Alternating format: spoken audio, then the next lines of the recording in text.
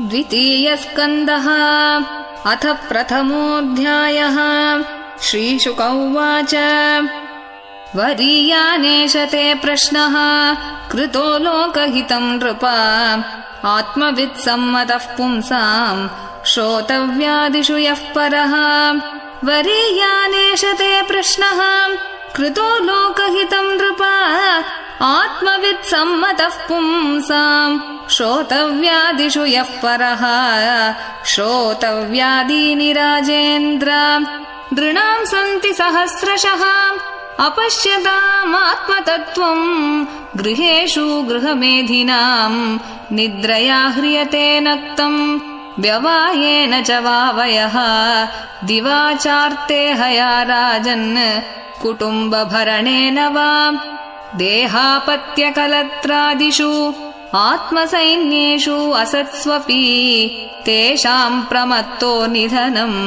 पश्यन्नपि न पश्यति। तस्मात् भारत सर्वात्मा भगवान् ईश्वरो हरिः श्रोतव्यः कीर्तितव्यश्च स्मर्तव्यश्चेच्छता भयम्। एतावान् साङ्ख्ययोगाभ्यां स्वधर्मपरिनिष्ठया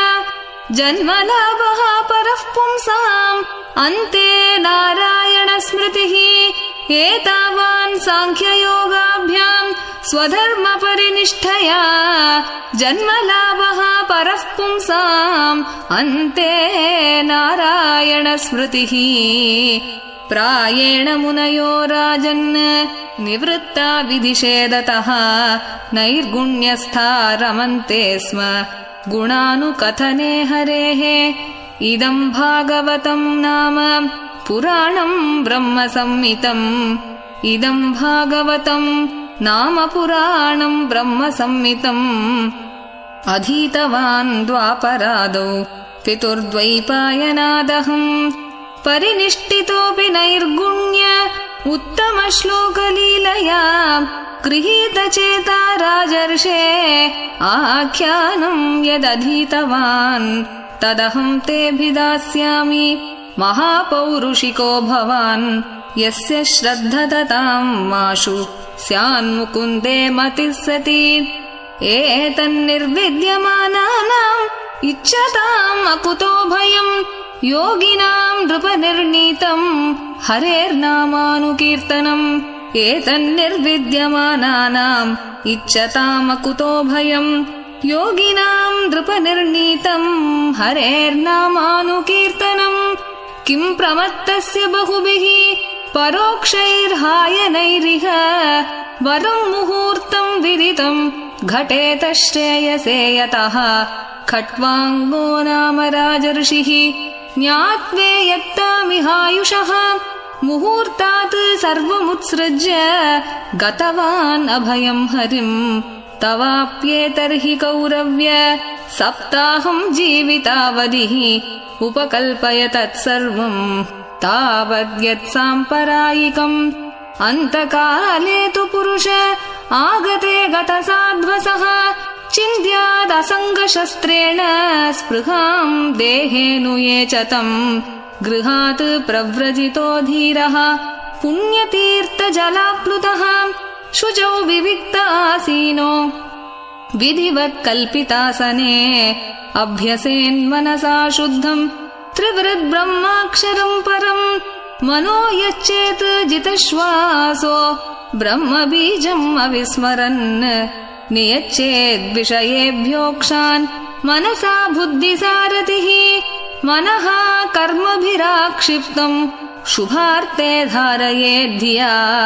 तत्रैकावयवं ध्यायेत् अव्युच्छिन्नेन चेतसा मनो निर्विषयं युक्त्वा ततः किञ्चन न स्मरेत्।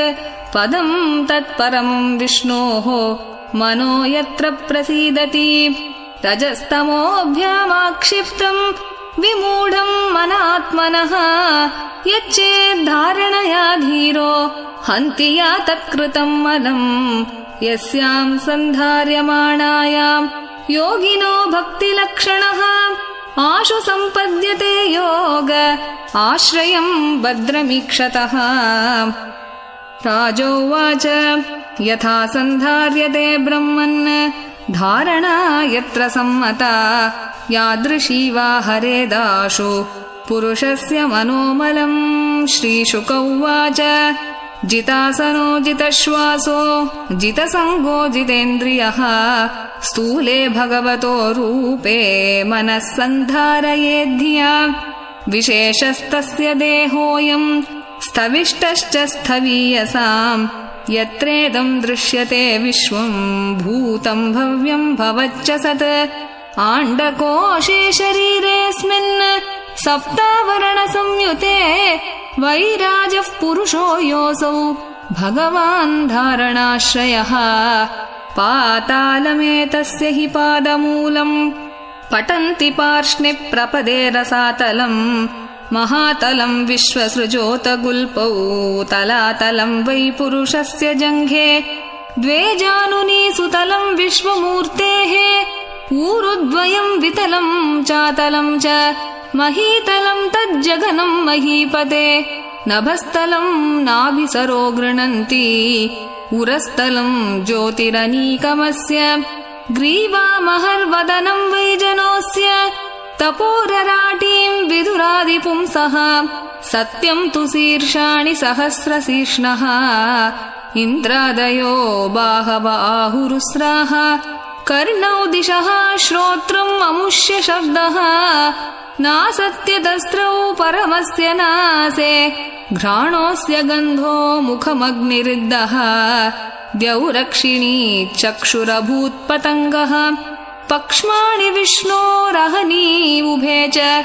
तद्भ्रूविजृम्भः परमेष्टिधिष्ण्यम् आपोऽस्य तालूरस एव जिह्वा छन्दांस्यनन्तस्य शिरो गृह्णन्ति दंष्ट्रायमः स्नेहकलाद्विजानी हासो जनोन्मादकरी च माया दुरन्तसर्गो यदपाङ्गमोक्षः व्रीडोत्तरोष्टो अधर एव लोभो धर्मः स्तनो अधर्मपथोऽस्य पृष्ठम् कस्तस्य मेढ्रम् वृषणौ च मित्रौ कुक्षिः समुद्रा गिरयोऽस्ति सङ्गाः नद्योऽस्य नाड्यो तथनूरुहाणि महीरुहा विश्वतनो नृपेन्द्र अनन्तवीर्यः श्वसितम् मातरिष्वा गतिर्वयः कर्मगुणप्रवाहः ईशस्य केशान् विदुरम्बुवाहान् वासस्तु सन्ध्याम् कुरु वर्यभूम्नः अव्यक्तमाहुर्हृदयम् मनश्च स चन्द्रमाः सर्वविकारकोशः विज्ञानशक्तिम् महिमामनन्ति सर्वात्मनोऽन्तःकरणम् गिरित्रम्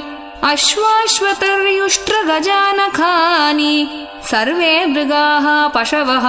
श्रोणिदेशे वयांसि तद्व्याकरणम् विचित्रम् मनुर्मनीषा मनुजो निवासः गन्धर्वविद्याधरचारणाप्सरः स्वरस्मृतिरसुरानीकवीर्यः ब्रह्माननम् क्षत्रभुजो महात्मा विडूरुरङ्घ्रिश्रितकृष्णवर्णः नानाभिधाभिज्यगणोपपन्नो द्रव्यात्मकः कर्मवितानयोगः यानसौ ईश्वरविग्रहस्य यः सन्निवेशः कथितो मया ते सन्धार्यतेऽस्मिन् वपुषि स्थविष्टे मनस्वबुद्ध्या न यतोऽस्ति किञ्चित् स सर्वधीवृत्यनुभूत सर्व आत्मा यथा स्वप्नजनेक्षितैकः तम् सत्यमानन्दनिधिम् भजेत नान्यत्र सज्जेत् यत आत्मपातः इति श्रीमद्भागवते महापुराणे पारमहंस्याम् संहितायाम् द्वितीयस्कन्धे प्रथमोऽध्यायः। श्रीहरये नमः। श्रीहरये नमः। श्रीहरये नमः। अथ द्वितीयोऽध्यायः। श्रीशुक उवाच एवम् पुरा धारणयात्मयोनिः नष्टाम् स्मृतिम् प्रत्यवरुध्य तुष्टात् तथा ससर्जेदम् अमोघदृष्टिः यथाप्ययात् प्राग्व्यवसाय बुद्धिः शाब्दस्य हि ब्रह्मण एष पन्था यन्नामभिर्ध्यायति धीरपार्थैः परिभ्रमंस्तत्र न विन्दते तान् मायामये वासनया शयानः अतः कविर्नामसु यावदर्थः स्यादप्रमत्तो व्यवसाय बुद्धिः सिद्धेन्यतार्तेन यतेत तत्र परिश्रमं तत्र समीक्षमाणः सत्यां क्षितौ किं कशिपोः प्रयासैः बाहौ स्वसिद्धे ह्युपबर्हणैः किं सत्यञ्जलौ किं पुरुधान्नपात्न्या दिग्वल्कलादौ सति किं दुकूलैः चीराणि किं पथि न सन्ति दिशन्ति भिक्षां नैवाङ्घ्रिपाः परभृतः सरितोऽप्यसुष्यन् रुद्धा गुहा किमजितोऽवति नोपसन्नान् कस्माद् भजन्ति कवयो दनदुर्मधान्तान् एवं स्वचित्ते स्वत एव सिद्ध आत्मा प्रियोऽर्तो भगवाननन्तः तं निर्वृतो नियतार्तो भजेत संसारहेतु परमश्च यत्र कस्तां त्वनादृत्य परानुचिन्तां ऋते पशून् असतीं नाम युञ्जात् पश्यन् जनं पतितं वैतरण्यां स्वकर्मजान् परितापाञ्जुषाणम् केचित् स्वदेहान्तर्हृदयावकाशे प्रादेशमात्रं पुरुषं वसन्तं चतुर्भुजं कञ्जरथाङ्गशङ्क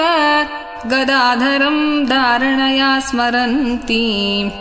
प्रसन्नवक्त्रं नलिनायते क्षणं कदम्बकिञ्जल्कपिशङ्गवाससं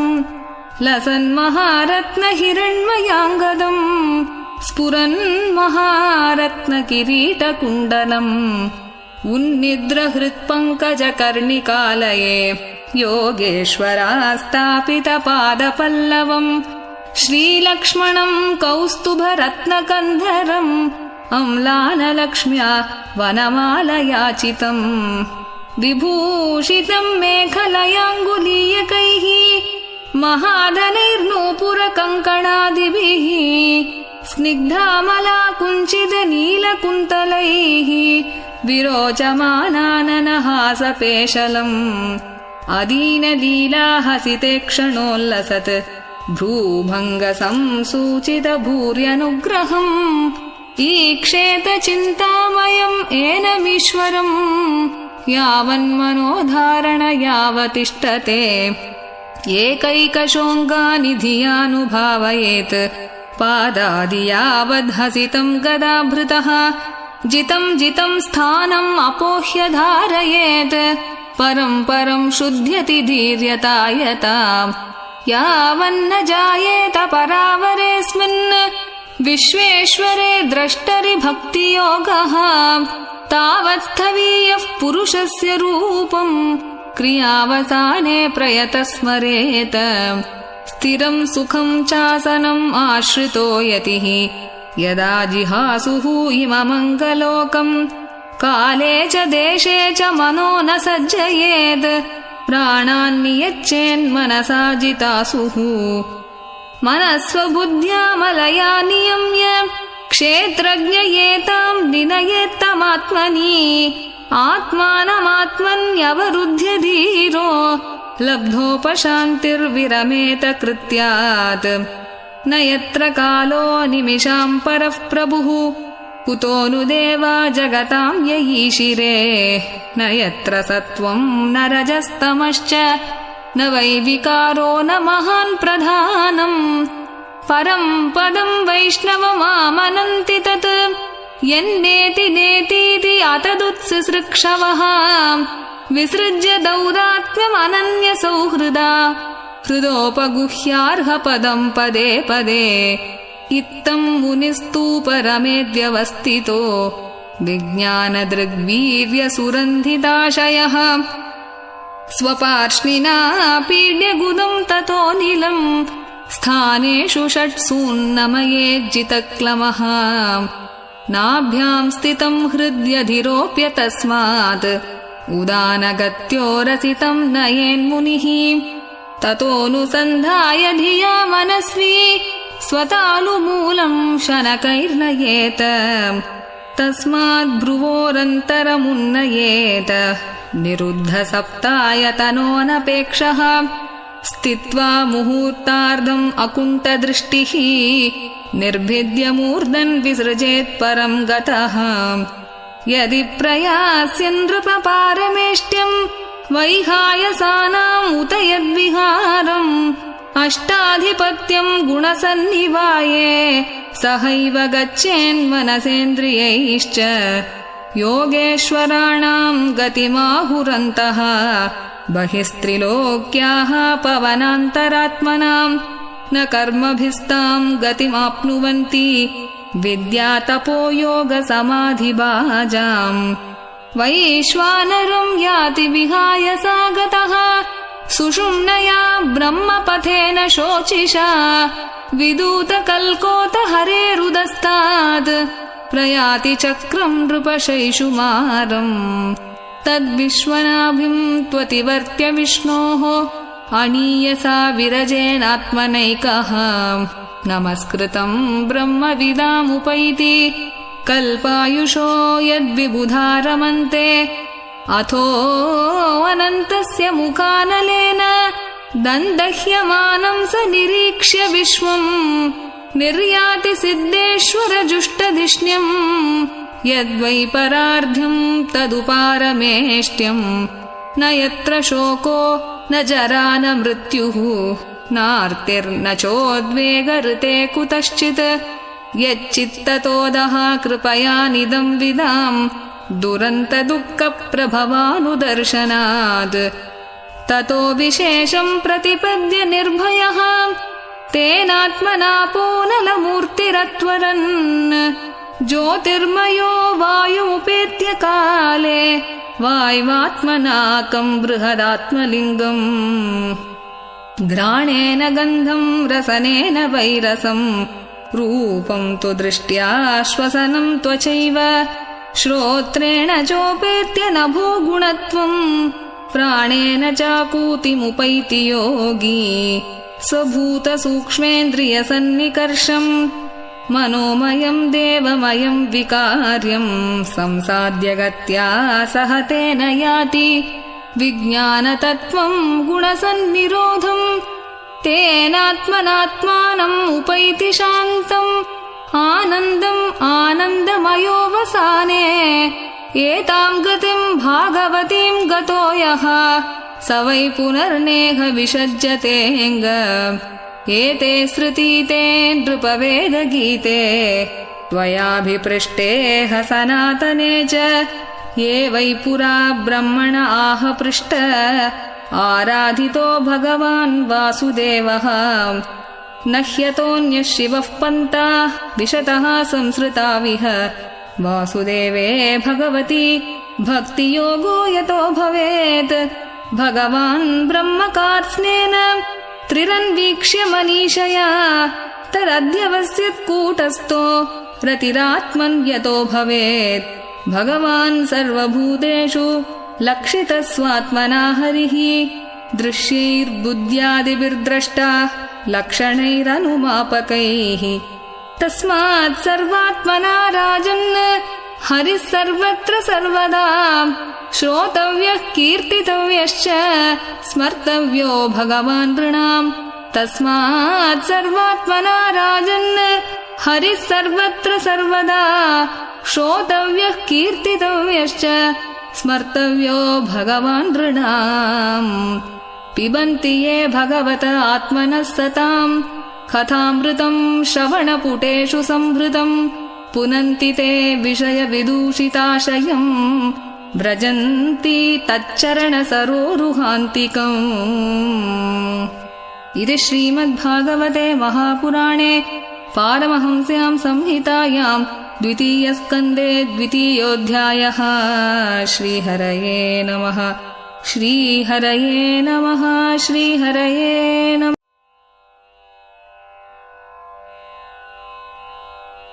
अथ तृतीयोऽध्यायः। श्रीशुक उवाच एवमेतन्निगदितम् पृष्टवान्यद्भवान् मम नृणाम् यन्म्रियमाणानाम् मनुष्येषु मनीषिणाम् ब्रह्मवर्चसकामस्तु यजेत ब्रह्मणस्पतिम् इन्द्रम् इन्द्रियकामस्तु प्रजाकामः प्रजापतीन् देवीम् मायाम् तु श्रीकामः तेजस्कामो विभावसुम् वसुकामो वसून् रुद्रान् वीर्यकामोऽथ वीर्यवान् अन्नाद्यकामस्त्वदितिम् स्वर्गकामोदिते सुतान् विश्वान् देवान् राज्यकामः साध्यान् संसारको विशाम् आयुष्कामोऽश्विनौ देवौ पुष्टिकाम इलाम् यजेत् प्रतिष्ठाकामः पुरुषो रोदसी लोकमातरौ रूपाभिकामो गन्धर्वान् स्त्रीकामोऽप्सर उर्वशीम्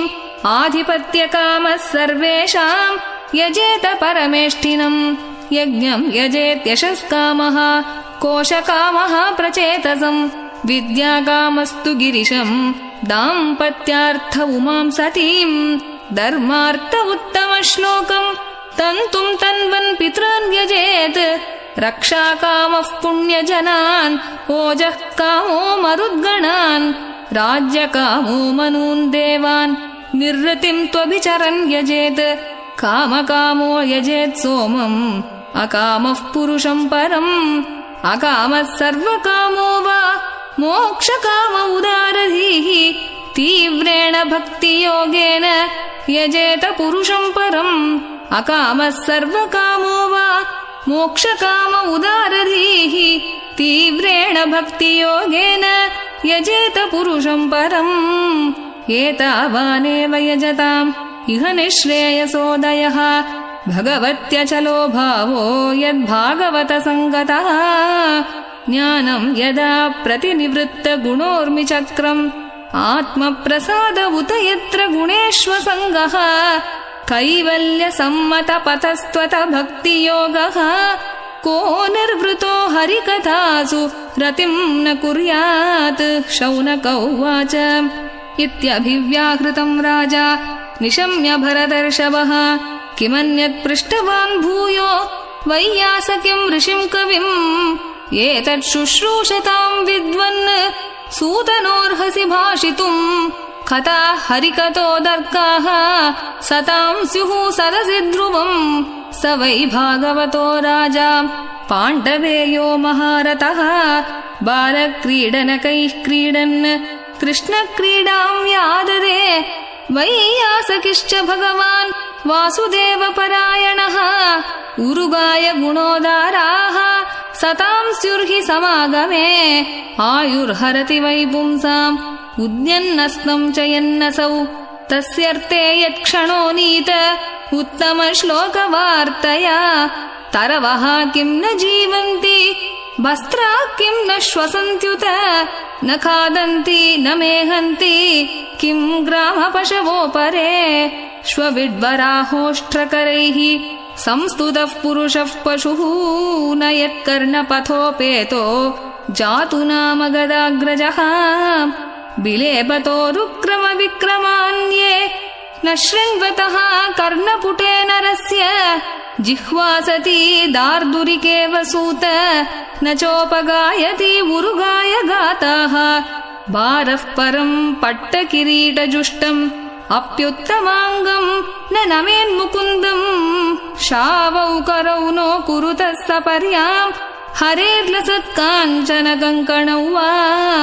बर्हायिते ते नयने नराणाम् लिङ्गानि विष्णोर्न निरीक्षतो ये पादौ नृणाम् तौ द्रुमजन्मभाजौ क्षेत्राणि नानुव्रजते हरेर्यौ जीवन् शवो भागवताङ्घ्रिरेणुम् न जातु मर्त्यो अभिलभेत यस्तु श्रीविष्णुपद्या मनुजस्तुलस्याः श्वसन् शवो यस्तु न वेदगन्धम् तदश्मसारम् हृदयम् बतेदम् यद्गृह्यमाणैर्हरिनामधेयैः न विक्रियेतात यदा विकारो नेत्रे जलम् गात्ररुहेषु हर्षः अथाभिदेह्यङ्गमनोऽनुकूलम् प्रभाषसे भागवत प्रधानः यदा ह वैयासिकिः आत्मविद्या विशारदो नृपतिं साधु पृष्टः इति श्रीमद्भागवते महापुराणे पारमहंस्यां संहितायां द्वितीयस्कन्धे तृतीयोऽध्यायः। श्रीहरये नमः। श्रीहरये नमः। श्रीहरये नमः।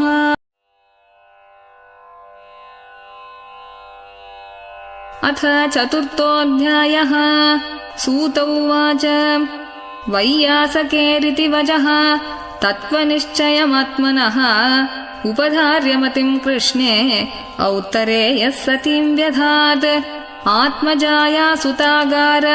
पशुद्रविणबन्धुषु राज्ये च विकले नित्यं विरूढां ममतां जहौ पप्रच्छ चेममेवार्तं यन्मां पृच्छत सत्तमाः कृष्णानुभावश्रवणे श्रद्धदानो महामनाः संस्थां विज्ञाय सन्न्यस्य कर्मत्रैवर्गिकं च यद् वासुदेवे भगवति आत्मभावं दृढं गतः राजोवाच समीचीनं वचो ब्रह्मन् सर्वज्ञस्य तवानघ तमो विशीर्यते मह्यं हरेः कथयतः कथां भूय एव विवित्सामि भगवान् आत्ममायया यथेदं सृजते विश्वं दुर्विभाव्यं मधीश्वरैः यथा गोपायति विभुः यथा संयच्छते पुनः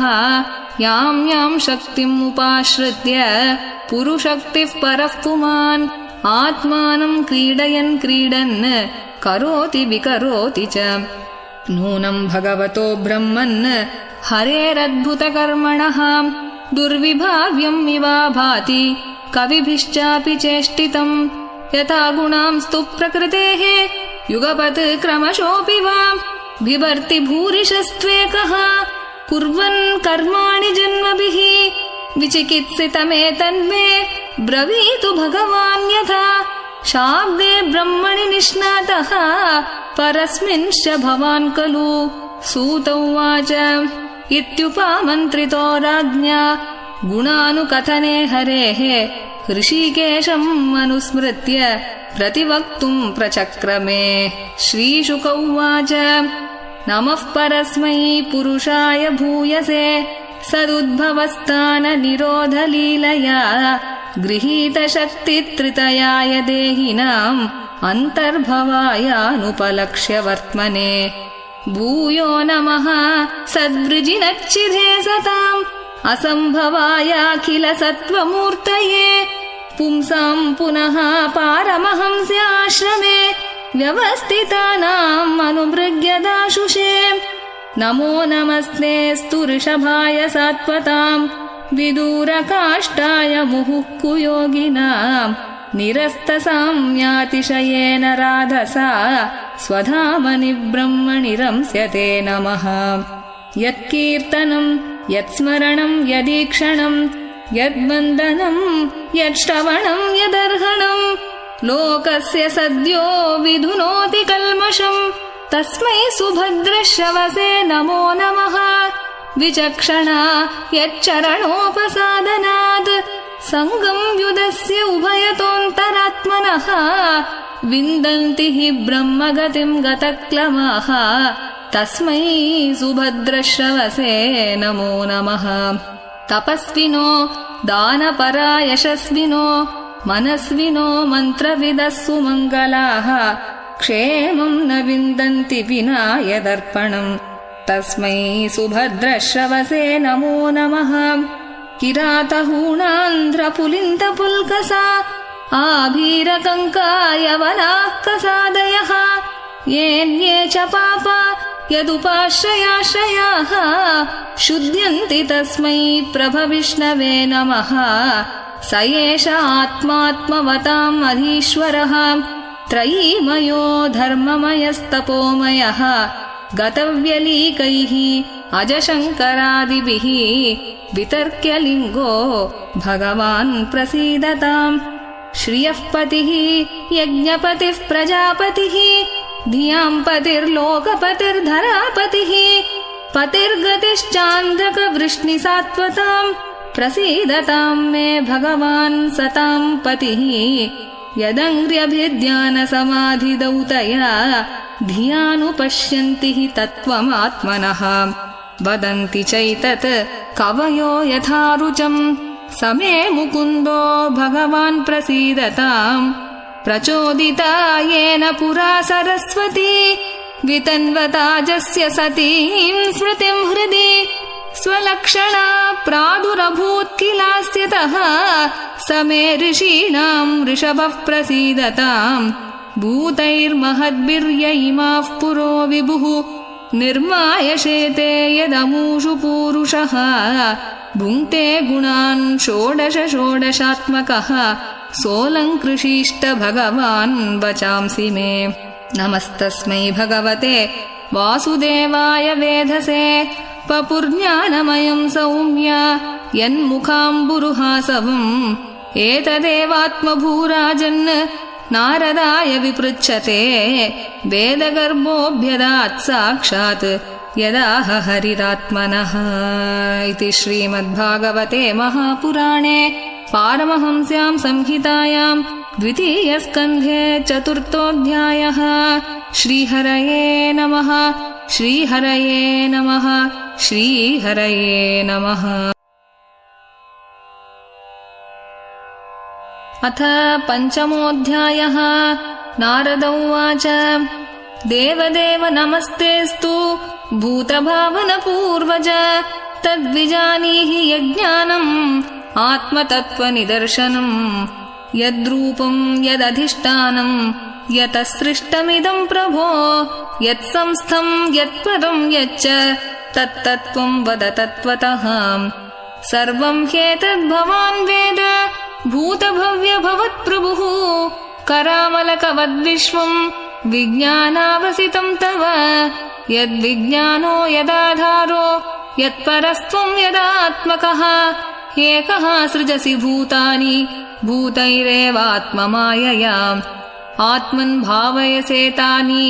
न पराभावयन् स्वयम् आत्मशक्तिम् अवष्टभ्य ऊर्णनाभिरिवाक्लमः नाहम् वेद परम् ह्यस्मिन् नापरम् न समम् विभो नामरूपगुणैर्भाव्यम् सदसत्किञ्चिदन्यतः स भवान्नचरद्घोरम् यत्तपस्सु समाहितः तेन खेदयसे नस्त्वम् पराशङ्काम् प्रयच्छसि एतन्मे पृच्छतः सर्वम् सर्वज्ञा सकलेश्वरा विजानीहि यथैवेदम् अहम् बुद्ध्येऽनुशासितः ब्रह्मोवाच सम्यक् कारुणिकस्येदम् वत्सते विचिकित्सितम् यदहम् चोदितः सौम्य भगवद्वीर्यदर्शने नानृतम् तव तच्चापि यथा माम् प्रब्रवीषि भोः अविज्ञाय परम् मत्त एतावत्त्वम् यतो हि मे येन स्वरोचिषा विश्वम् रोचितम् रोचयाम्यहम् यथार्कोऽग्निः यथा सोमो यतर्क्षग्रहतारकाः तस्मै नमो भगवते वासुदेवाय धीमहि यन्मायया दुर्जयया माम् ब्रुवन्ति जगद्गुरुम् विलज्जमानया यस्य स्थातुम् ईक्षापथे मुया विमोहिता विकत्तन्ते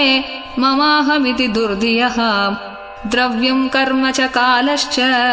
स्वभावो जीव एव च वासुदेवात् परो ब्रह्मन् न चान्योऽर्थोऽस्ति तत्त्वतः नारायण परा वेद देवा नारायणाङ्गजाः नारायण परा लोका नारायण परामखाः नारायण परो योगो नारायण परम् तपः नारायण परम् ज्ञानम् नारायण परा गतिः तस्यापि द्रष्टुरीशस्य कूटस्थस्याखिलात्मनः सृज्यम् सृजामि सृष्टोऽहम् ईक्षयैवाभिचोदितः सत्त्वम् रजस्तम इति निर्गुणस्य गुणास्त्रयः स्थितिसर्गनिरोधेषु गृहीता मायया विभोः कार्यकारणकर्तृत्वे द्रव्यज्ञानक्रियाश्रयाः बध्नन्ति नित्यदा मुक्तम् मायिनम् पुरुषम् गुणाः स एष भगवान् लिङ्गैः त्रिभिरेभिरदोक्षजः स्वलक्षितगतिर्ब्रह्मन् सर्वेषाम् ममजेश्वरः कालम् कर्म स्वभावम् च मायेषु मायया स्वया आत्मन् यदृच्छया प्राप्तम् विबुभूषुरुपाददे कालाद् गुणव्यतिकरः परिणामस्वभावतः कर्मणो जन्म महतः पुरुषाधिष्ठितादभूत् महतस्तु विकुर्वाणात् रजः सत्त्वोपबृंहितात् तमः प्रधानस्त्वभवत् द्रव्यज्ञानक्रियात्मकः सोऽहङ्कार इति प्रोक्तो विकुर्वन् समभूत्त्रिधा वैकारिकस्तैजसश्च तामसश्चेति यद्विधा द्रव्यशक्तिः क्रियाशक्तिः ज्ञानशक्तिरिति प्रभो तामसादपि भूतादेः विकुर्वाणादभून्नवः तस्य मात्रा गुणशब्दो लिङ्गम् यद्द्रष्टृदृश्ययोः नभसोत विकुर्वाणाद् अभूत्स्पर्शगुणोऽनिलः परान्वयात् शब्दवांश्च प्राणवोजःसहो बलम् वायोरपि विकुर्वाणात् कालकर्म स्वभावतः उदपद्यत तेजो वै रूपवत् स्पर्शशब्दवत् तेजसस्तु विकुर्वाणात् आसीदम्भो रसात्मकम् रूपवत् स्पर्शवच्चाम्भो घोषवच्च परान्वयात् विशेषस्तु विकुर्वाणात् अम्भसो गन्धवानभूत् परान्वयात् रसस्पर्श शब्दरूपगुणान्वितः वैकारिकान्मनो जज्ञे देवा वैकारिकादश दिग्वातार्कप्रचेतोऽश्वीवन्नीन्द्रोपेन्द्रमित्रकाः तैजसात्तु विकुर्वाणाद् इन्द्रियाणि दशाभवन् ज्ञानशक्तिः क्रियाशक्तिः बुद्धिः प्राणश्च तैजसौ श्रोत्रम् त्वग्घ्राणदृग्जिह्वा वाग्दोर्मेढ्राङ्घ्रिपायवः यदैते सङ्गता भावा भूतेन्द्रियमनोगुणाः यदायतननिर्माणे न शेकुर्ब्रह्मवित्तमम् तदा संहत्य चान्योन्यम् भगवच्छक्तिचोदिताः सदसत्त्वमुपादाय चोभयम् सस्रजुर्ह्यदः वर्षपूगसहस्रान्ते तदण्डम् उदकेशयम् कालकर्मस्वभावस्तो जीवो जीवम् अजीवयत् स एव पुरुषस्तस्मात् अण्ढम् निर्भिद्य निर्गतः सहस्रोर्वङ्घ्रिबाह्वक्षः सहस्राननशीर्षवान् यस्येहावयवैर्लोकान् कल्पयन्ति मनीषिणः कट्यादिविरधः सप्त सप्तोर्ध्वम् जगनादिभिः पुरुषस्य मुखम् ब्रह्म क्षत्रमेतस्य बाहवः ऊर्वोर्वैश्यो भगवतः पद्भ्याम् शूद्रोऽभ्यजायत भूर्लोकः कल्पितः पद्भ्याम् भुवर्लोकोऽस्य नाभितः हृदा स्वर्लोक उरसा महर्लोको महात्मनः ग्रीवायाम् जनलोकश्च तपोलोकस्तनद्वयात् मूर्धभिः सत्यलोकस्तु ब्रह्मलोकः सनातनः तत्कट्याम् चातलम् क्लृप्तम् ऊरुभ्याम् वितलम् विभोः जानुभ्याम् सुतलम् शुद्धम् जङ्गाभ्याम् तु तलातलम् महातलम् तु गुल्पाभ्याम् प्रपदाभ्याम् रसातलम् पातालम् पादतलत इति लोकमयः पुमान् भूर्लोकः कल्पितः पद्भ्याम् भुवर्लोकोऽस्य नाभितः स्वर्लोकः कल्पितो मूर्ध्ना इति वा लोककल्पना इति श्रीमद्भागवते महापुराणे पारमहंस्याम् संहितायाम् द्वितीयस्कन्धे पञ्चमोऽध्यायः। श्रीहरये नमः। श्रीहरये नमः। श्रीहरये नमः।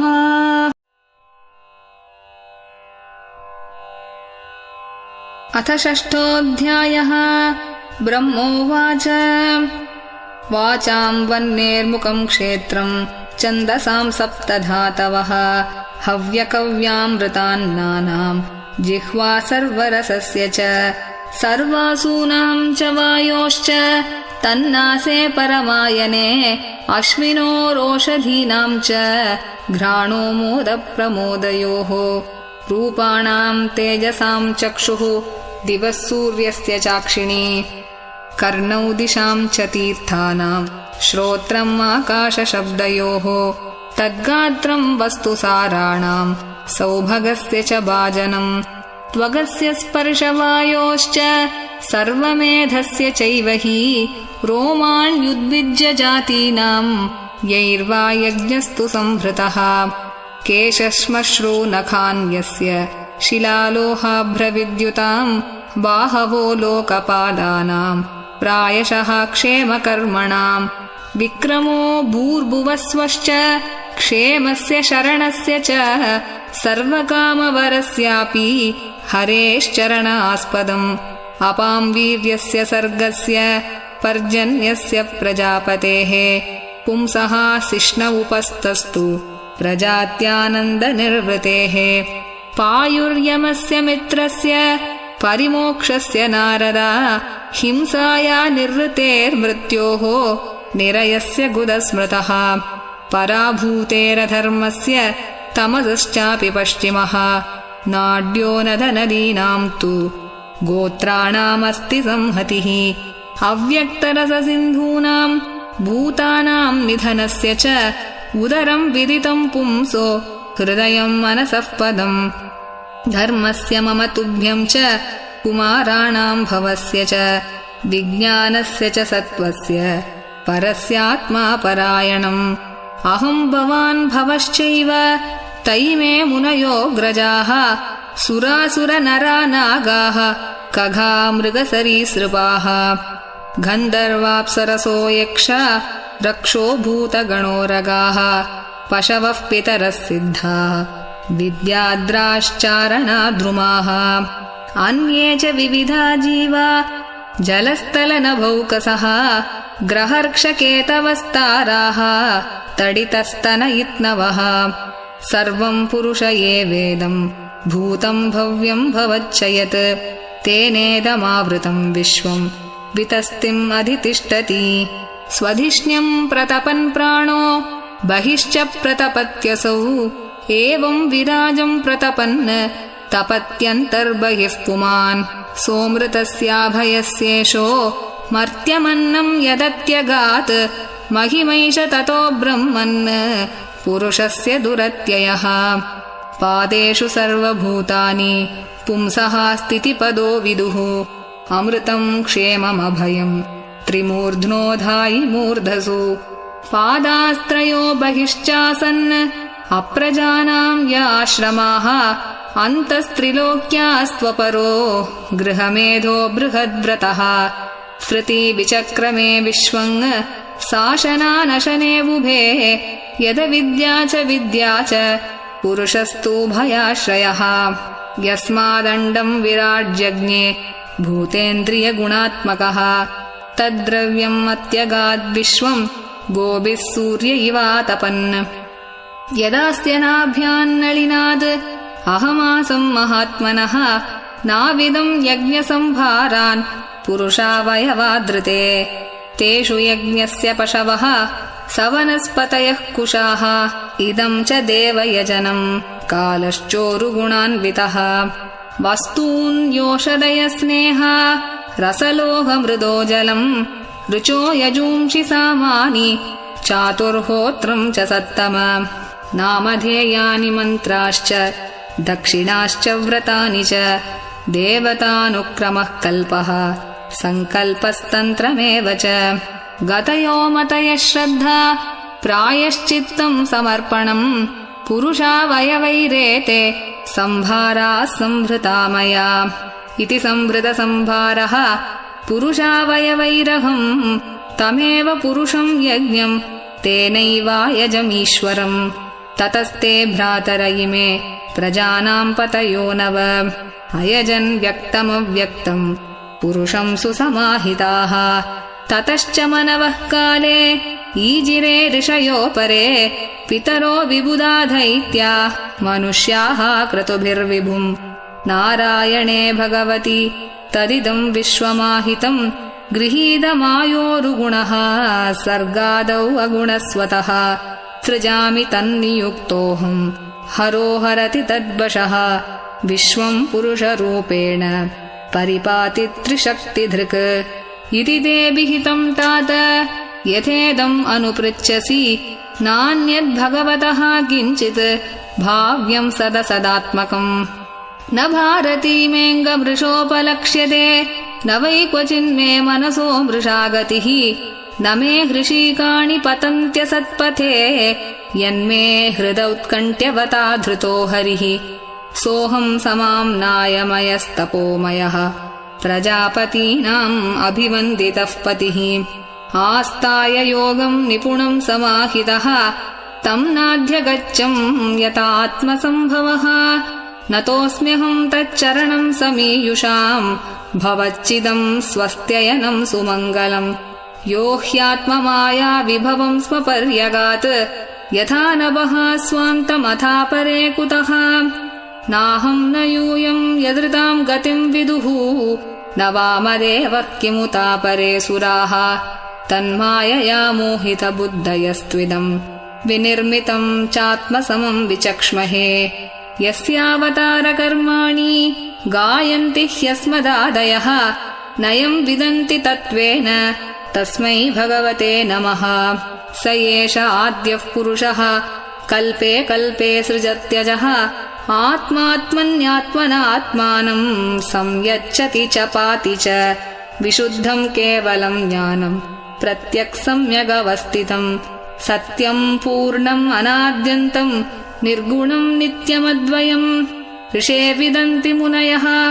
प्रशान्तात्मेन्द्रियाशयाः यदा तदेवासत्तर्कैः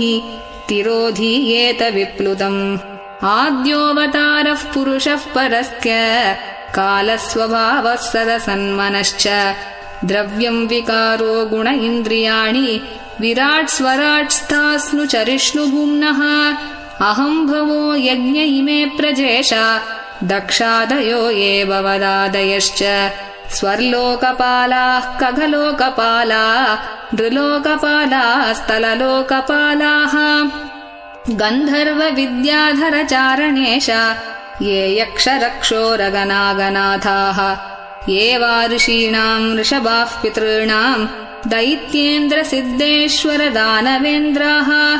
अन्ये च ये प्रेतपिशाचभूत कूष्माण्डयादो मृगपक्ष्यधीशाः यत्किञ्च लोके भगवन्महस्वत् ओजःसहस्वद्बलवत्क्षमावत्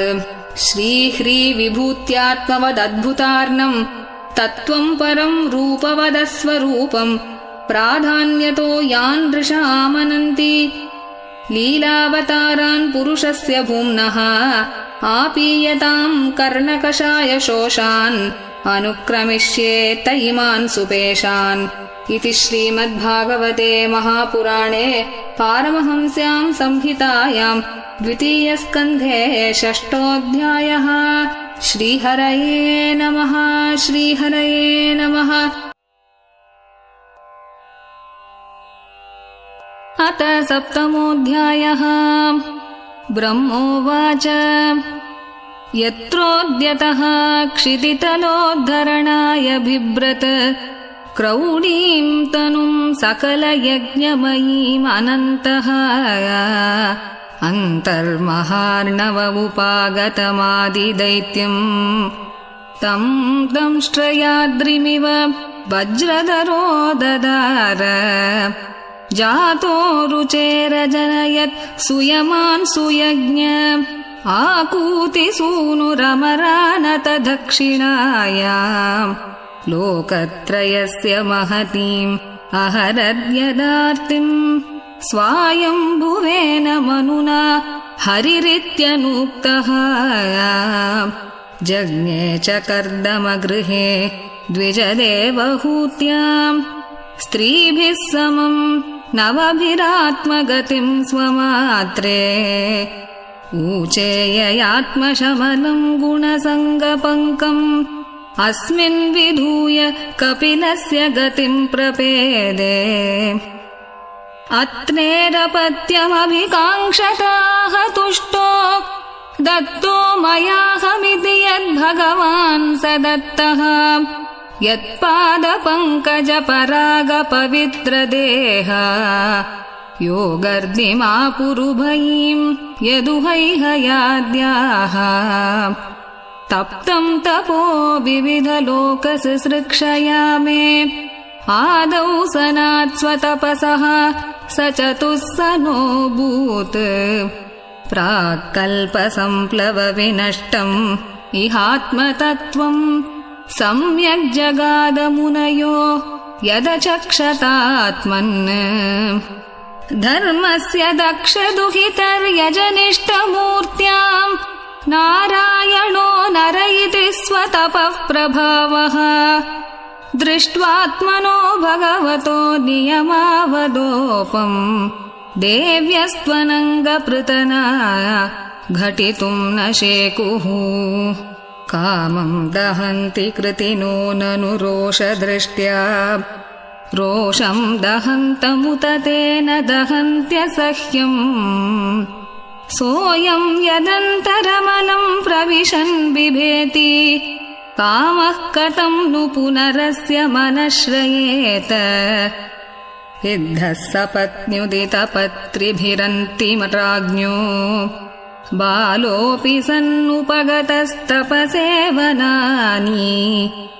तस्मादाद्रुवगतिं गृणते प्रसन्नो दिव्यास्तुवन्ति मुनयो यदुपर्यधस्तात् यद्वेनमुत्पथगतं द्विजवाक्यवज्र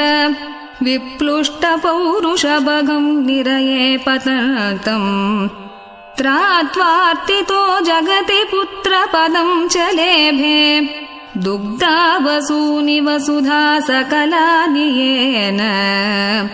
नाभेरसौऋषभाससुदेवि सूनुः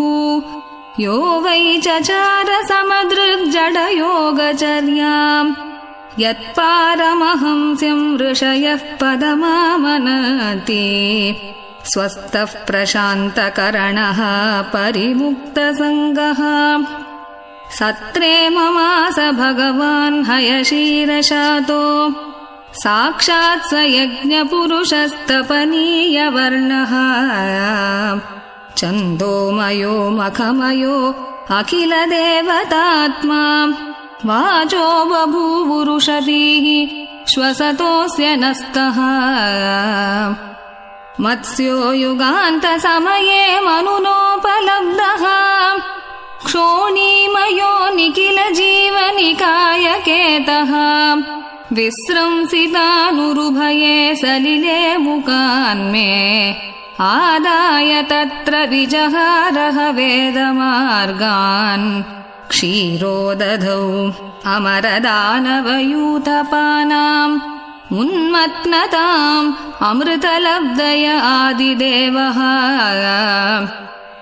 पृष्ठेन कच्छपवपुर्विदधारगोत्रम्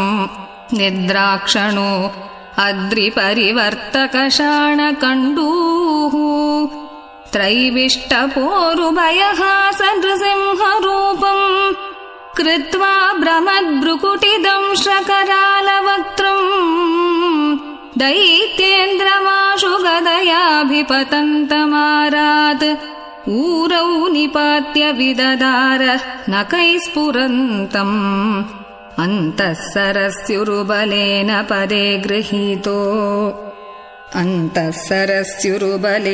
पदे गृहीतो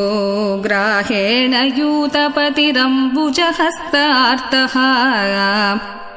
आहेदमादिपुरुषा अखिललोकनाथा तीर्थश्रवः श्रवणमङ्गलनामधेया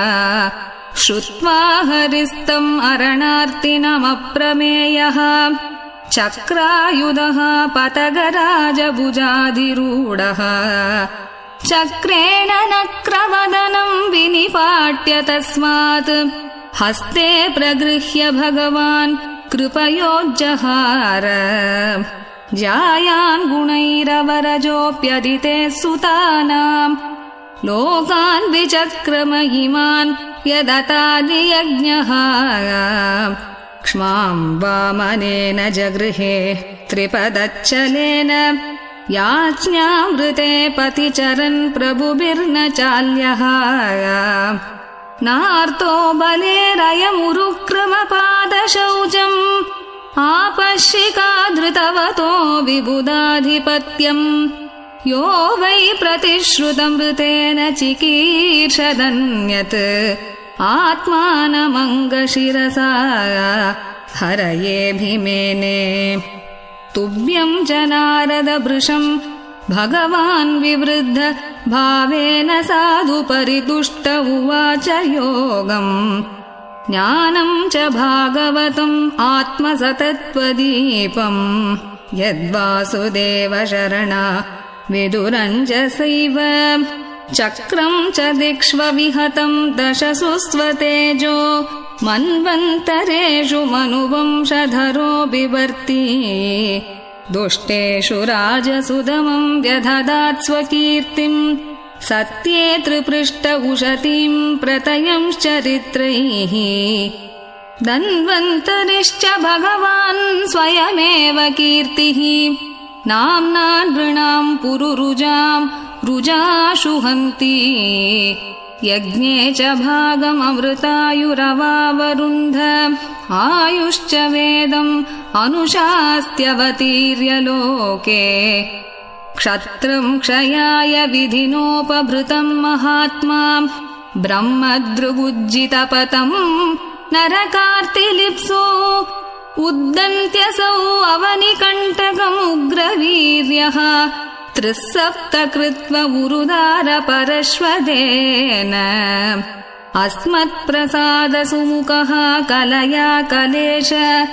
इक्ष्वाकुवंश अवतीर्य गुरोर्निदेशे तिष्ठन् वनं सदयितानुज आविवेश यस्मिन् विरुध्य दशकन्धर आर्तिमार्च्छत् यस्मादात् उदधिरूढभयाङ्गवेपो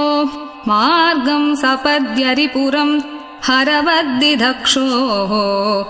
दूरे सुहृन्मतितरोष सुषोणदृष्ट्या तातप्यमानमकरोरगनक्रचक्रः वक्षस्थलस्पर्शरुग्नमहेन्द्रवाह दन्तैर्विडम्बितककुब्जुष ऊढहासम् सद्योऽसुभिः सह विनेष्यति दारहर्तुः विस्फूर्जितैर्धनुष उच्चरतोदिसैन्ये भूमे सुरेतरवरूतविमर्दितायाः क्लेशव्ययाय कलयासितकृष्णकेशः जातः करिष्यति जनानुपलक्ष्य मार्गः कर्माणि चात्ममहिमोपनिबन्धनानि तोकेन जीवहरणं यदुलूकिकायाः त्रैमासिकस्य च पदाशकटोपवृत्तः यद्रिङ्गतान्तरगतेन दिवि स्पृशोर्वा उन्मूलनं त्वितरथार्जुनयोर्न भाव्यम् यद्वै व्रजे व्रजपशून् विशतोऽयपीतान् पालां स्वजीवयत् अनुग्रहदृष्टिवृष्ट्या तच्छुद्धये अतिविषवीर्यविलोलजिह्वम् उच्चाटयिष्यदुरगं विहरन् हृदिन्याम् तत्कर्म दिव्यमिव यन्निशि निश्शयानम् दावाग्निना शुचिवने परिदह्यमाने उन्नेष्यति व्रजमतो अवसितान्तकालम् नेत्रे पिधाय सबलो अनधिगम्य वीर्यः गृह्णीत यद्यदुपबन्धममुष्य माता शुल्बं सुतस्य न तु तत्तदमुष्यमाति यज्जृम्भतोऽस्य वदने भुवनानि गोपी संवीक्ष्य शङ्कितमनाः प्रतिबोधितासीत् नन्दं च मोक्षति भयाद्वरुणस्य पाशात् गोपान् बिलेषु पिहितान् मयसूनुना च अन्यापृतं निशिशयानमतिश्रमेण लोकं विकुण्ठम् उपनेष्यति गोकुलं स्म गोपैर्मके प्रतिहते व्रजविप्लवाय देवेऽभिवर्षति पशून् कृपयारिरक्षुः तर्तोच्चिलीन्द्रमिव 7 दिनानि 7 वर्षो महीद्रम् अनघैककरे सलीलम् क्रीडन् वने निशिनिशाकररश्मिगौर्याम् रासोन्मुखः कलपदायतमूर्च्छितेन उद्दीपितस्मररुजाम् व्रजभृद्वधूनाम् हर्तुर्हरिष्यति शिरो दनदानुगस्य ये च प्रलम्भकरदर्दुरकेश्यरिष्ट मल्लेभकंस यवनाः कुजपौण्ड्रकाद्याः अन्ये च शाल्वकपिबल्वलदन्तवक्त्र सप्तोक्षशम्बरविदूरथरुक्मिमुख्याः एवामृधे समितिशालिनात्तचापाः काम्बोजमत्स्य कुरुकैकयसृञ्जयाद्याः यास्यन्त्यदर्शनमलम् बलपार्थभीमव्याजाह्वयेन हरिणा निलयम् तदीयम् कालेन मीलितधियामवमृश्य नृणाम् स्तोकायुषाम् स्वनिगमो बत दूरपारः आविर्हितस्त्वनुयुगम् स हि सत्यवत्याम् वेदद्रुमम् विटपशो विभजिष्यति स्म देवद्विषाम् निगमवर्त्मनि निष्ठितानाम् पूर्भिर्मयेन विहिताभिरदृश्यतूर्भिः लोकान् घ्नताम् मतिविमोहमतिप्रलोभम् वेषम् विधाय बहुभाष्यत औपधर्म्यम् यर्ह्यालयेष्वपि सताम् न हरेः कदा स्युः पाखण्डिनो द्विजजना वृषलान् नृदेवाः स्वाहा स्वधा वषडिति स्म गिरो न यत्र शास्ता भविष्यति कलेर्भगवान् युगान्ते सर्गे तपोऽहमृषयो नवये प्रजेशाः स्थाने च धर्ममकमन्वमरावनीशाः अन्ते त्वधर्महरमन्युवशासुराद्या माया विभूतय इमाः पुरुषक्तिभाजः विष्णोर्नुवीर्यगणनाम् कथमोर्हतीह यः पार्थिवान्यपि कविर्विममे रजांसि चस्कम्भयस्वरम् हसास्कलतातृपृष्टम् यस्मात्तृसाम्यसदनात् उरुकम्पयानम् नान्तम् विदाम्यहममी मुनयोऽग्रजास्ते मायाबलस्य पुरुषस्य कुतोपरेये गायन् गुणान् 10,000 शेषोऽधुनापि समवस्यति नास्य पारम् येषाम् स एव भगवान् दययेदनन्तः सर्वात्मनाश्रितपदो यदि निर्व्यलीकम् ते दुस्तराम् अतितरन्ति च देवमायाम् नैषाम् ममाहमिति धीः श्वसृगालभक्ष्ये वेदाहमङ्गपरमस्य हि योगमायाम् यूयम् भवश्च भगवानत दैत्यवर्यः पत्नी मनोः स च मनुश्च तदात्मजाश्च प्राचीनबर्हिर्ऋभुरङ्ग उत ध्रुवश्च इक्ष्वाकुरैलमुचुकुन्दविदेहगाधि रघ्वम्बरीशसगरागयनाहुषाद्याः मान्दात्रलर्कशतधन्वनुरन्ति देवाम् देवव्रतो बलिरमूर्तरयो दिलीपः सौभर्युतङ्क शिबिदेवलपिप्पलाद सारस्वतोद्दव पराशर भूरिषेणाः येन्ये विभीषण हनूमदुपेन्द्रदत्त पार्तार्ष्टिशेण विदुरश्रुतदेववर्याः ते वै विदन्त्यतितरन्ति च देवमायाम्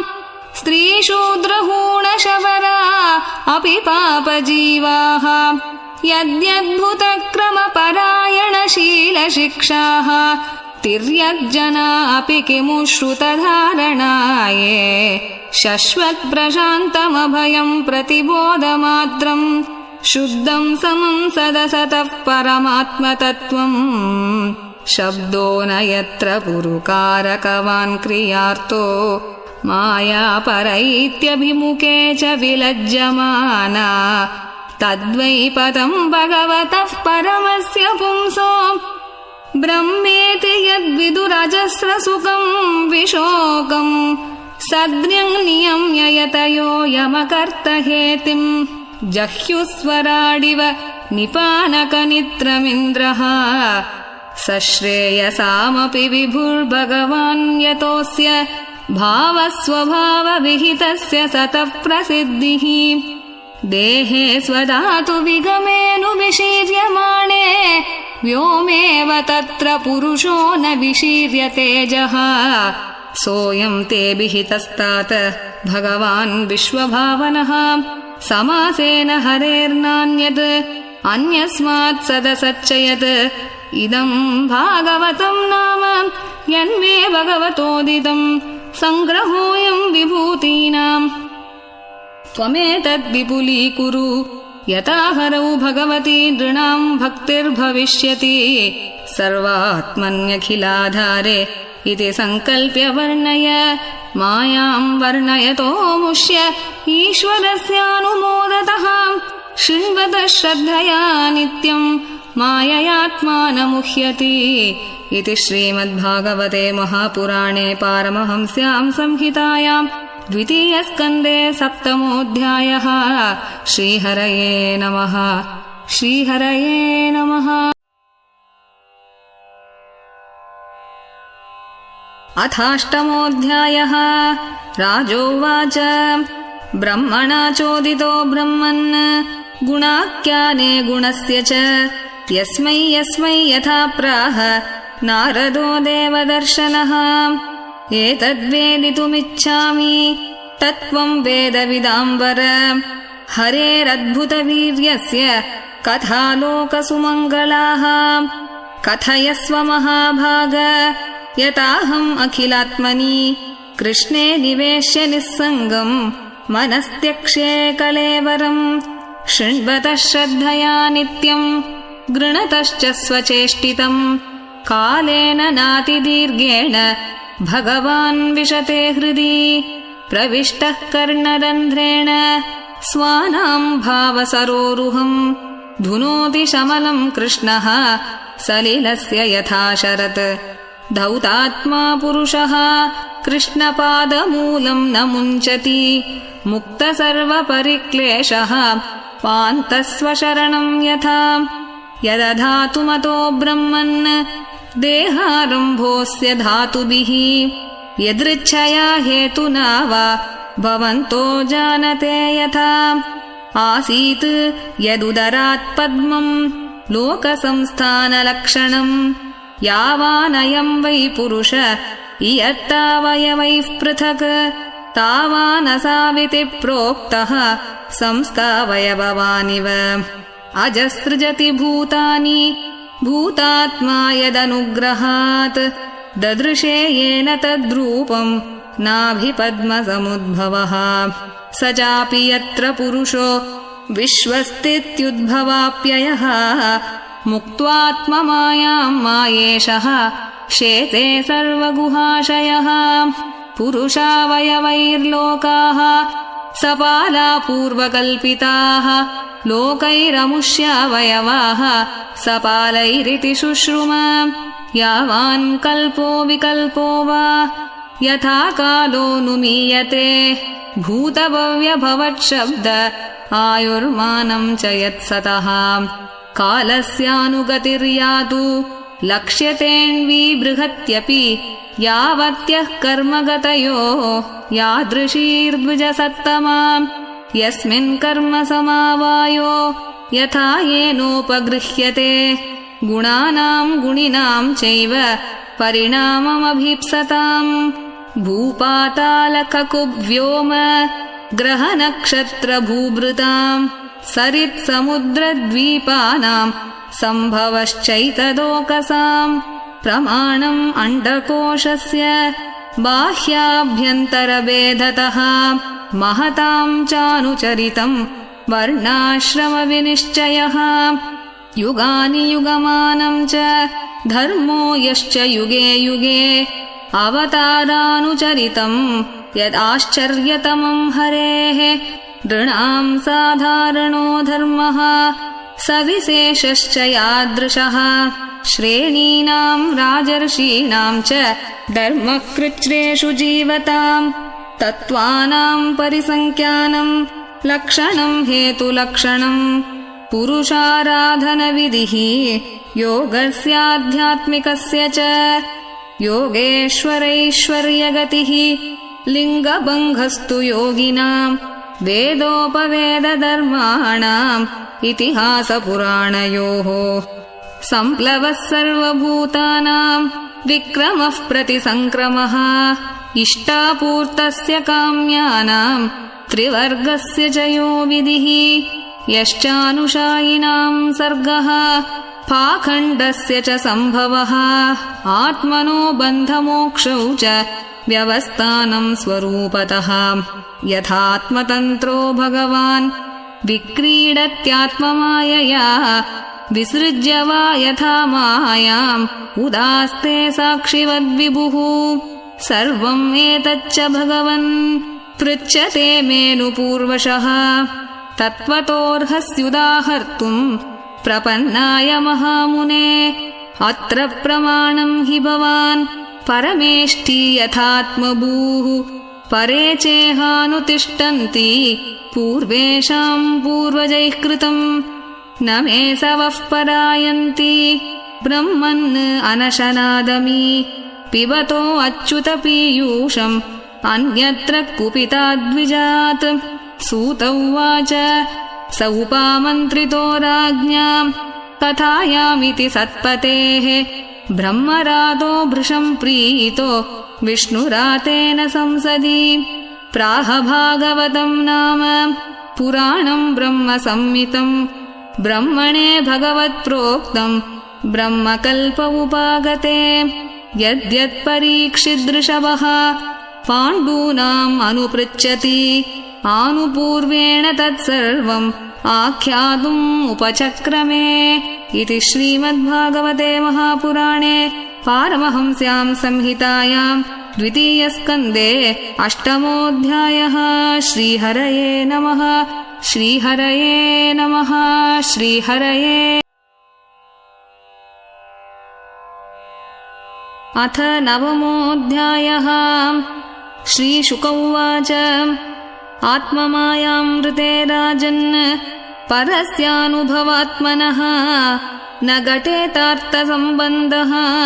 स्वप्नद्रष्टुरिवाञ्जसा बहुरूप इवा भाति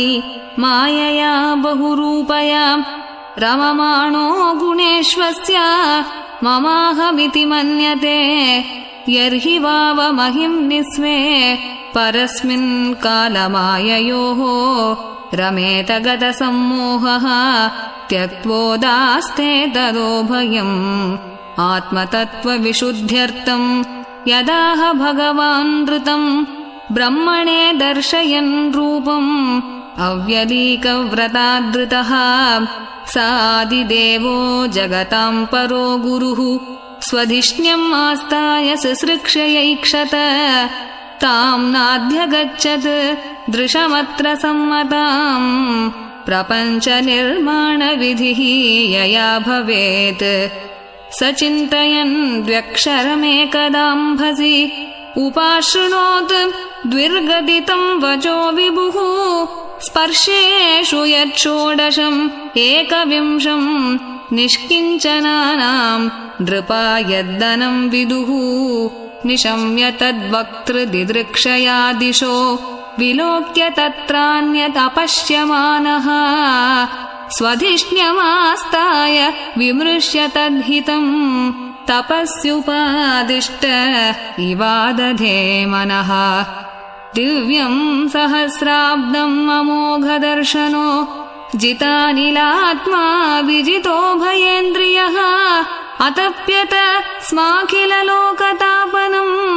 तपः तपीयाम् स्तपताम् समाहितः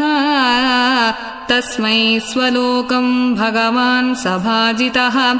सन्दर्शयामास परम् न यत्परम् व्यपेतसङ्क्लेशविमोहसाध्वसम् स्वदृष्टवद्भिः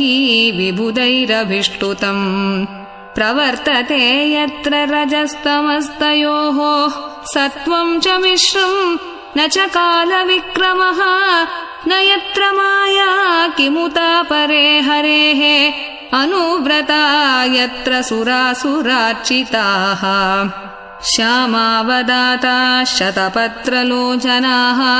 पिशङ्गवस्त्राः सुरुचः सुपेशसः सर्वे चतुर्बाहव उन्मिषन् मणिप्रवेकनिष्काभरणाः सुवर्चसः प्रभालवैदूर्यमृणालवर्चसः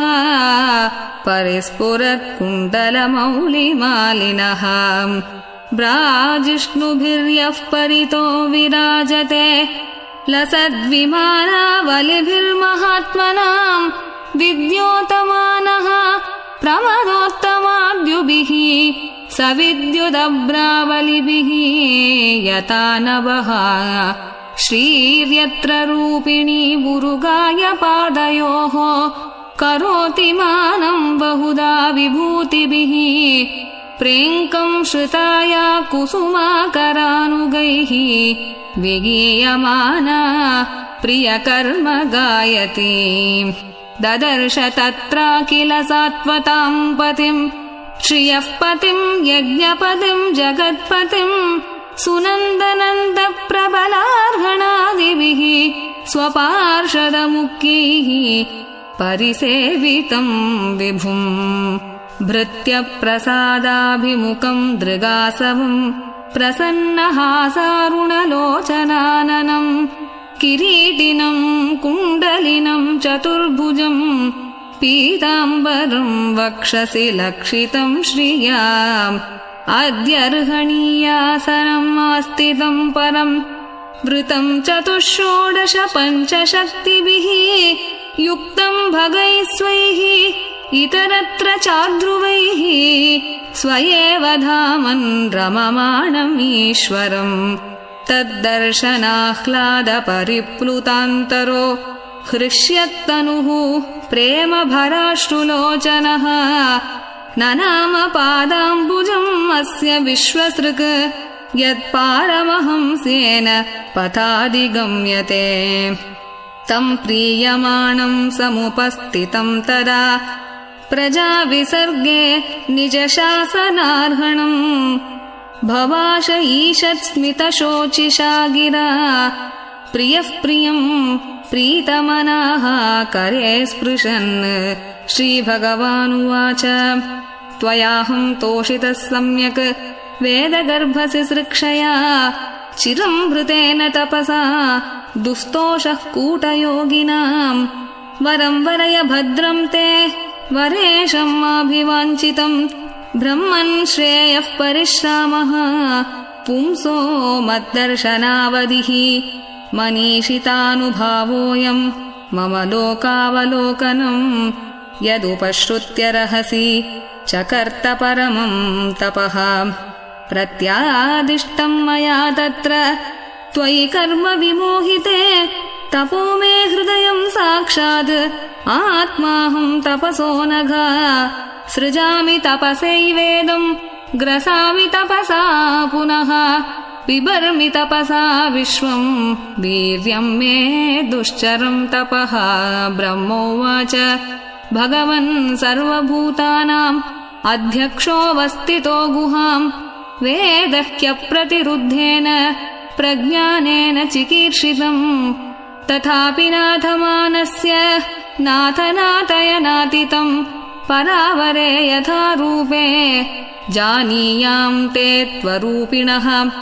यथात्ममायायोगेन नानाशक्त्युपबृंहितं विलुम्पन् विसृजन् गृह्णन् बिभ्रदात्मानमात्मनां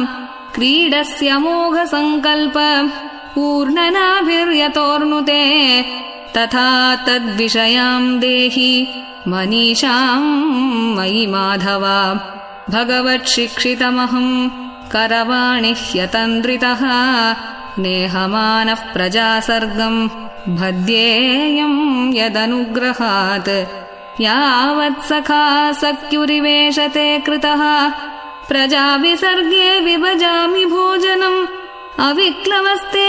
परिकर्मणि स्थितो मामे समुन्नद्दमदो अजमानिनः। श्रीभगवानुवाच ज्ञानं परमगुह्यं मे यद्विज्ञानसमन्वितं सरहस्यं तदङ्गं च गृहाणगदितं मया यावानहं यथा भावो यद्रूपगुणकर्मकः तथैव तत्त्वविज्ञानम् अस्तु ते मदनुग्रहात् अहमेवासमेवाग्रे नान्यद्यत्सदसत्परम् पश्चादहं यदेतच्च योऽवशिष्येत सोऽस्म्यहम् ऋतेऽर्थं यत्प्रतीयेत न प्रतीयेत चात्मनि तद्विद्यात् आत्मनो मायां यथा भासो यथा तमः यथा महान्ति भूतानि भूतेषूच्चावचेष्वनु प्रविष्टान्यप्रविष्टानि तथा तेषु न तेष्वहम् एतावदेव जिज्ञास्यं तत्त्वजिज्ञासुनात्मनः अन्वयव्यतिरेकाभ्यां यत्स्यात् सर्वत्र सर्वदा एतन्मतं समातिष्ठ परमेण समाधिना भवान् कल्पविकल्पेषु न विमुह्यति कर्हिचित्। श्रीशुक उवाच सम्प्रदिश्यैवम् अजनो जनानां परमेष्टिनं पश्यतस्तस्य तद्रूपम् आत्मनोऽन्यरुणद्धरिः अन्तर्हितेन्द्रियार्थाय हरये विहिताञ्जलिः सर्वभूतमयो विश्वम् ससर्जेदं स पूर्ववत् प्रजापतिः धर्मपतिः एकदा नियमान् यमान् भद्रं प्रजानामन्विच्छन् आतिष्ठत् स्वार्थकाम्यया तं नारदः प्रियतमो रिक्तादानामनुव्रतः शुश्रूषमाणः शीलेन प्रश्रयेण दमेन च मायां विविदिशन् विष्णोः मायेशस्य महामुनिः महाभागवतो राजन् पितरं पर्यतोषयत् तुष्टं निशाम्य पितरं लोकानां प्रपितामहं देवर्षिः परिपप्रच्छ भवान् यन्मानुपृच्छति तस्माइदं भागवतं पुराणं दशलक्षणं प्रोक्तं भगवता प्राह प्रीतः पुत्राय भूतकृत् नारदः प्राह मुनये सरस्वत्यास्तटे नृप ध्यायते ब्रह्म परमं व्यासायामित तेजसे यदुताहं त्वया पृष्टो वैराजात् पुरुषादिदं यथासीत् तदुपाख्यास्ये प्रश्नानन्यांश्च कृत्स्नशः इति श्रीमद्भागवते महापुराणे पारमहंस्यां संहितायां द्वितीयस्कन्धे नवमोऽध्यायः। श्रीहरये नमः। श्रीहरये नमः। श्रीहरये नमः।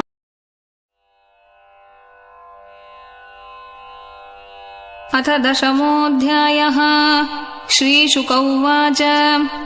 अत्र सर्गो विसर्गश्च स्थानं पोषणमूतयः मन्वन्तरेशानुकथा निरोधो मुक्तिराश्रयः अत्र सर्गो विसर्गश्च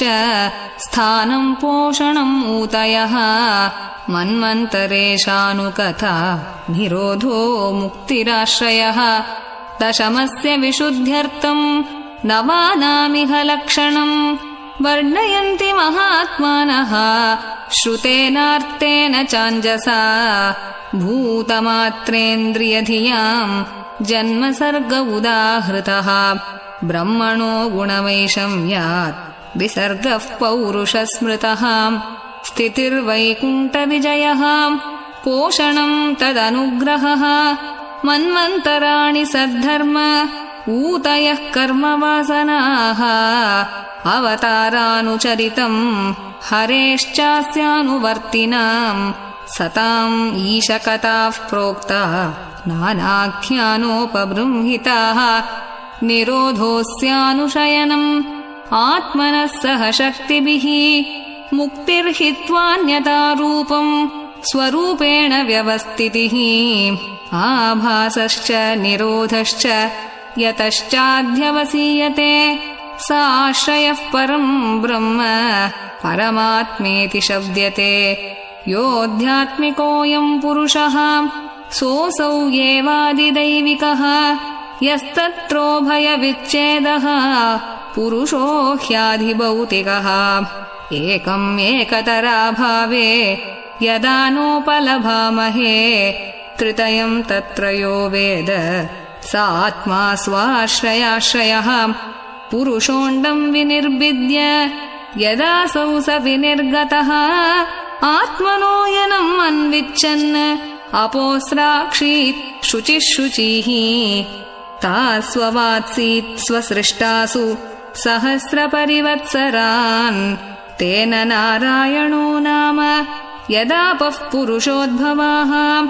द्रव्यम् कर्म च कालश्च स्वभावो जीव एव च यदनुग्रहतः सन्ति न सन्ति यदुपेक्षया एको नानात्वम् अन्विच्छन् योगतल्पात् समुत्थितः वीर्यम् हिरण्मयम् देवो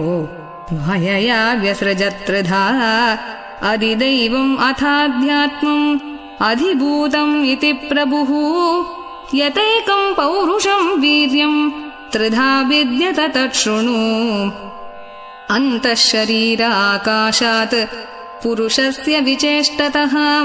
ओजः सहो बलम् जज्ञे ततः प्राणो महान्नसुः अनुप्राणन्ति यम् प्राणाः प्राणन्तम् सर्वजन्तुषु अपानन्तम् अपानन्ति नरदेवमिवानुगाः प्राणेन क्षिपता क्षुत्रिड् अन्तरा जायते प्रभोः पिपासतो जक्षतश्च प्राङ्मुखम् निरभिद्यत मुखतस्तालुनिर्भिन्नम् जिह्वा तत्रोपजायते ततो नानारसो जज्ञे जिह्वया योऽधिगम्यते विवक्षोः मुखतो भूम्नो वह्निर्वाग्व्याहृतम् तयोः जले वै तस्य सुचिरम् निरोधः समजायत नासिके निरभिद्येताम् दोधूयति नभस्वती तत्र वायुर्गन्धवहो घ्राणो नसि जिगृक्षतः यदात्मनि निरालोकम् आत्मानम् च दिदृक्षतः निर्भिन्ने ह्यक्षिणी तस्य ज्योतिश्चक्षुर्गुणग्रहः बोध्यमानस्य ऋषिभिः आत्मनः तज्जिगृक्षतः कर्णौ च निरभिद्येताम् दिशश्रोत्रम् गुणग्रहः वस्तुनो मृदुकाठिन्य लघुगुर्वोष्णशीतताम् जिगृक्षतः त्वम् निर्भिन्ना तस्याम् रोममहीरुहाः तत्र चान्तर्बहिर्वातः त्वचालब्धगुणोऽवृतः हस्तौ रुरुहतुस्तस्य नानाकर्मचिकीर्षया तयोस्तु बलमिन्द्रश्च आदानम् उभयाश्रयम् गतिम् जिगीषतः पादौ रुरुहादेऽभिकामिकाम् पद्भ्याम् यज्ञः स्वयम् हव्यम् कर्मभिः क्रियते नृभिः निरभिद्यतसिष्णो वै प्रजानन्दामृतार्तिनः उपस्त आसीत् कामानाम् प्रियम् तदुभयाश्रयम् उत्सिसृक्षोः धातुमलम् निरभिद्यत वैकुदम् ततः पायुस्ततो मित्र उत्सर्ग उभयाश्रयः आसिसृप्सोः पुरः पुर्या नाभिद्वारमपानतः तत्रापानस्ततो मृत्युः पृथक्त्वम् उभयाश्रयम् आदित्सोरन्नपानानाम् आसन् कुक्ष्यन्त्रनाडयः नद्यः समुद्राश्च तयोः तुष्टिः पुष्टिस्तदाश्रये निदिध्यासोरात्ममायाम् हृदयम् निरभिद्यत ततो मनस्ततश्चन्द्रः सङ्कल्पः काम एव च त्वक्चर्म मांसरुधिर मेदो मज्जास्ति धातवः भूम्यप्तेजोमयाः सप्त प्राणो व्योमाम्बुवायुभिः गुणात्मकानीन्द्रियाणि भूतादिप्रभवा गुणाः मनः सर्वविकारात्मा बुद्धिः विज्ञानरूपिणी एतद्भगवतो रूपम् स्थूलम् ते व्याहृतम् मया मह्यादिभिश्चावरणैः अष्टभिः बहिरावृतम् अतः परम् सूक्ष्मतमम् अव्यक्तम् निर्विशेषणम् अनादिमध्यनिधनम् नित्यम् वाङ्मनसः परम् अमुनी भगवद्रूपे मया ते अनुवर्णिते उभे अपि न गृह्णन्ति माया सृष्टे विपश्चितः स वाच्यवाचकतया भगवान् ब्रह्मरूपधृक् नामरूपक्रियाधत्ते स कर्मा कर्मकः परः प्रजापतीन् मनून् देवान् ऋषीन् पितृगणान् पृथक् सिद्धचारणगन्धर्वान् विद्याध्रासुरगुह्यकान् किन्नराप्सरसो नागान् सर्पान् किं पुरुषोरगान् मातृरक्षः पिशाचांश्च प्रेतभूतविनायकान् कूष्माण्डोन्मादवेतालान् यातुधानान् ग्रहानपि खगान् मृगान् पशून् वृक्षान् गिरीन् नृपसरीसृपान् द्विविधाश्चतुर्विधा येऽन्ये जलस्थलनभौकसः कुशला मिश्राः कर्मणाम् गतयस्तिमाः सत्त्वम् रजस्तम इति तिस्रः सुरनृनारकाः तत्राप्यैकैकशो राजन् भिद्यन्ते गतयस्त्रिधा यदैकैकतरोऽन्याभ्याम् स्वभाव उपहन्यते स एवेदम् जगद्धाता भगवान् धर्मरूपधृक् पुष्णाति स्थापयन् विश्वम् तिर्यम् नरसुरात्मभिः ततः कालाग्निरुद्रात्मा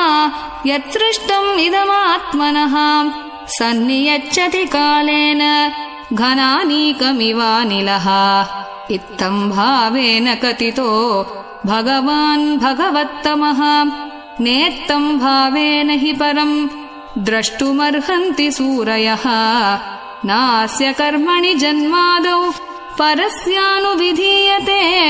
कर्तृत्वप्रतिषेधार्थम् माययारोपितम् हि तत् अयम् तु ब्रह्मणः कल्पः सविकल्प उदाहृतः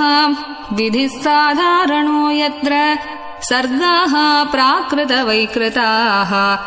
परिमाणम् च कालस्य कल्पलक्षणविग्रहम् यथा पुरस्ताद्व्याख्यास्ये पाद्मम् कल्पम् अथो शृणु शौनक उवाच यदाहनो भवान् सूत क्षत्रा भागवतोत्तमः चचार तीर्थानि भुवः त्यक्त्वा बन्धून् सुदुस्त्यजान् कुत्र कौशारवेस्तस्य संवादोऽध्यात्मसंश्रितः यद्वा स भगवांस्तस्मै पृष्टः तत्त्वम् उवाचः ब्रूहि नस्तदिदम् सौम्य विदुरस्य विचेष्टितम् बन्धुत्यागनिमित्तम् च तथैवागतवान् पुनः सूत उवाच राज्ञा परीक्षिता पृष्टो यदवोचन्महामुनिः तद्वोभिदास्ते शृणुत राज्ञः प्रश्नानुसारतः इति श्रीमद्भागवते महापुराणे वैयासिक्याम् 18 पारमहंस्यां संहितायां द्वितीयस्कन्धे 10मोऽध्यायः। श्रीहरये नमः। श्रीहरये नमः। श्रीहरये नमः।